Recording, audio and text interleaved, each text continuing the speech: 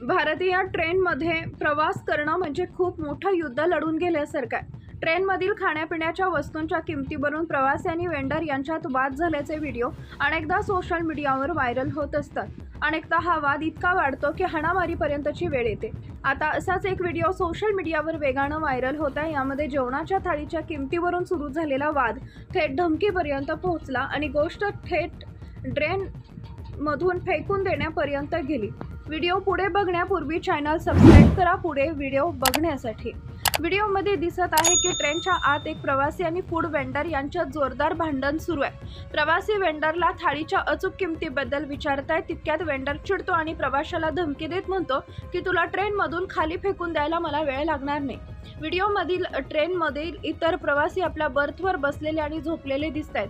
हा व्हिडिओ अनेक social media प्लॅटफॉर्मवर शेअर करण्यात आला.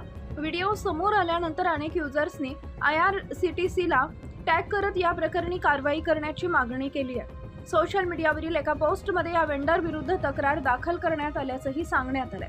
ट्रेनमध्ये प्रवाशांना 80 रुपयांची थाळी 130 रुपयांना विकण्याबाबत जाब विचारला होता, ज्यानंतर हा वाद सुरू झाल्याचा दावा केला जातोय.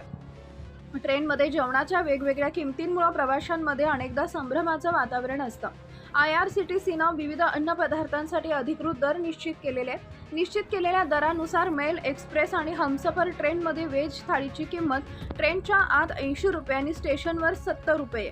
व्हेज बिर्याणीची किंमतही ट्रेनमध्ये 80 रुपये आणि स्टेशनवर 70 रुपये निश्चित करण्यात आली आहे. तसेच एक करी थाळी 90 रुपये आणि चिकन करी थाळी 130 रुपयांमध्ये उपलब्ध आहे. साध्या चहाची किंमत 5 रुपये तर टी बॅग किंवा AVM मशीनच्या चहाची किंमत 10 रुपये आणि कॉफीची किंमत 10 रुपये निश्चित आहे.